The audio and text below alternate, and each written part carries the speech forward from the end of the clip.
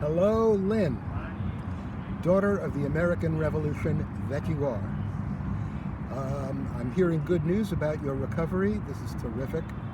I was thinking back to how long we've known each other. It's 31 years that we've known you and Michael. When we met you guys, you weren't even a couple yet. So it's been a little while.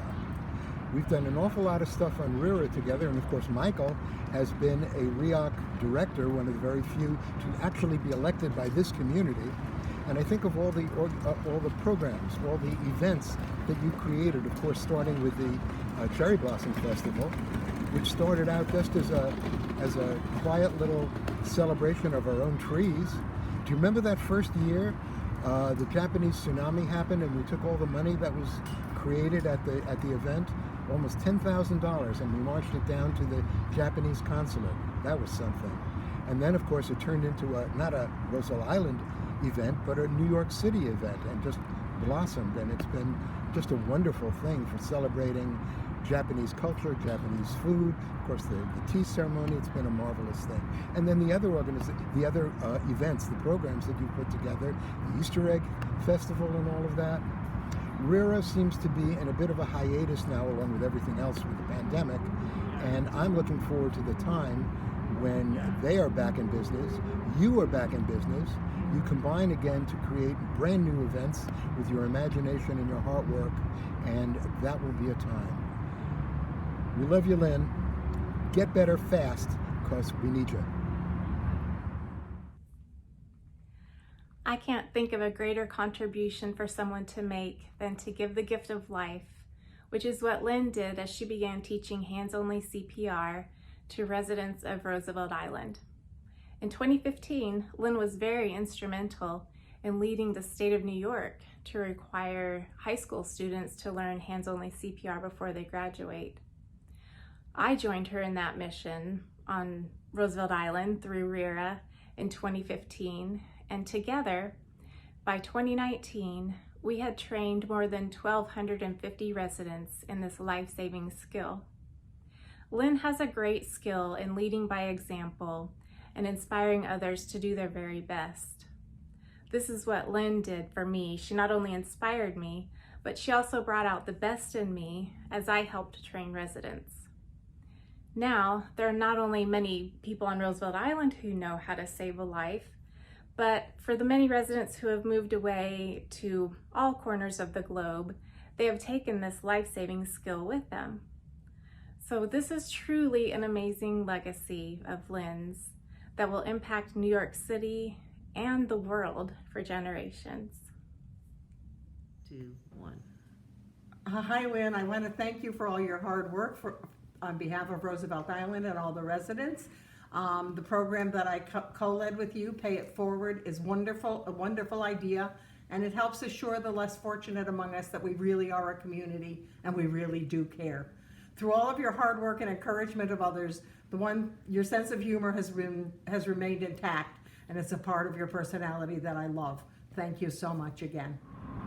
I was privileged to work with Lynne for many years. As part of her mission, she wanted to create happy memories for people. Lynne believed that with great privilege came great responsibility. So her happy memories were her projects. And one major project was cherry blossoms. So Lynne decided that a long time ago that she wanted to have a ring of cherry blossoms, a necklace of cherry blossoms around the south of Roosevelt Island. And she went about making that happen any way she could. She's talked about it everywhere. She joined committees where people of power could make that happen. And one of the committees was the Roosevelt Island Community Coalition. She became a board member. And then at one point we were talking with Cornell about what trees to put in place around the eastern end of the island. Lynne insisted on cherry trees. Well, you would think the cherry trees were beautiful and everybody wants them, but not really. The arborists are not real happy with cherry trees because they're not native to the island. They would prefer to have other blossoming trees in the islands instead. But Lynne was insistent, and we got our cherry trees. So now we have our necklace of cherry trees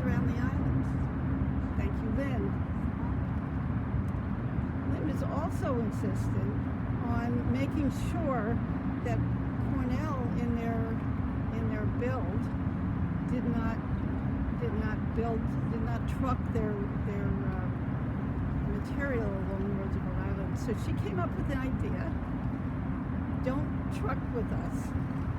And she had these big signs made, and every time we went to an event, a public hearing in the city, we had to go to many of them for the ULO process.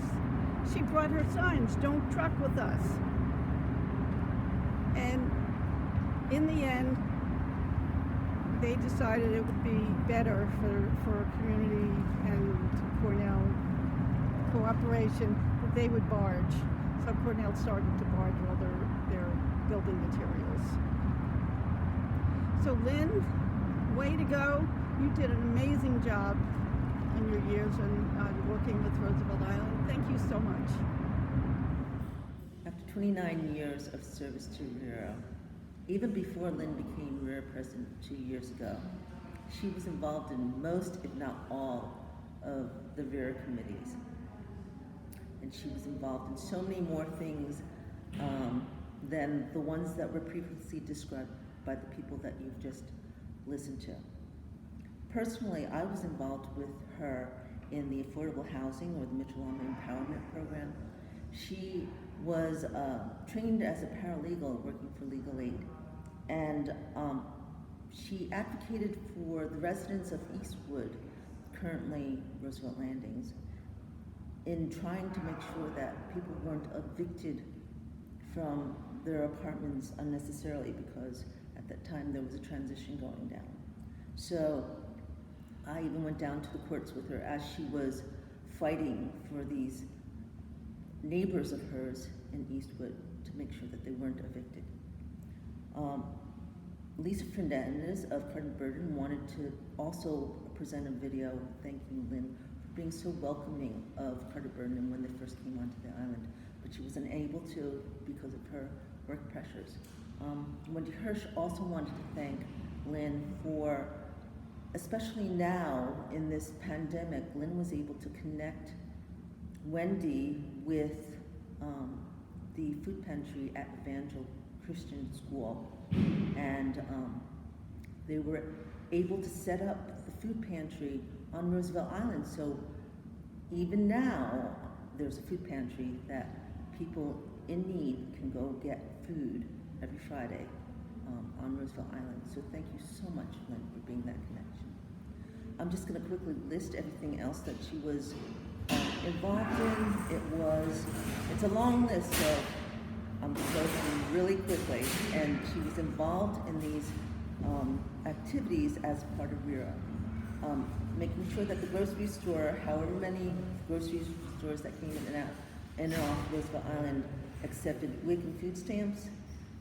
Roosevelt Island Library, distribution of the wire, Save the Tram, registration and voting, public purpose fund, especially the funding of the Rita bus many years ago, mental health first aid training, the Blue Dragon installation, outdoor comfort station, FDR Memorial, saving the post office, reclaiming parklands and additional grills, community policing under Aaron's Public Safety Committee, PSIS 217, getting additional pre-K seats, advocating for the roof garden and programming, and my daughter was also part of the 217 band that performed at the tram anniversary. Advocating for ferry service, compost drop-off, filling REOC board seats with residents, placing the dog run so it didn't displace children's park, retention of group homes, Figment Festival, the Girl Puzzle, naming of Jack McManus Field, the permitting for Granny Annie's and Sanctuary, restoration of the lighthouse and the seawall, and even while she was recovering from her catastrophic illness, she, this summer, advocated for the 50,000 masks that were distributed on Roosevelt Island, for pop-up testing, COVID testing. And now, even now, as she's stepping down, she's advocating for banking service for the disabled and also the polar hospital patients. Thank you, Lynne, for all your service and for everything you've done for Roosevelt Island. After 29 years of serving you, the Roosevelt Island community, I am officially retiring from the Roosevelt Island Residents Association. It has been my pleasure to serve you and to work tirelessly toward making this the best neighborhood in America. I'm in the process of recovering from a catastrophic illness, and I have thought long and hard about my mortality. Having said that, as I recover, I have decided to focus on my recovery and my husband and family. My hope was to inspire people to want to engage in their community by my example. I believe it is important to live your beliefs and to encourage engagement in the community by engaging in the community, by doing community service and showing people that they have value. I look forward to seeing you all around as I am able to get out more. My physical therapy has been quite challenging, so this is happening much slower than I had liked. My best to all of you. Stay safe and know that you will be in my thoughts. Good evening.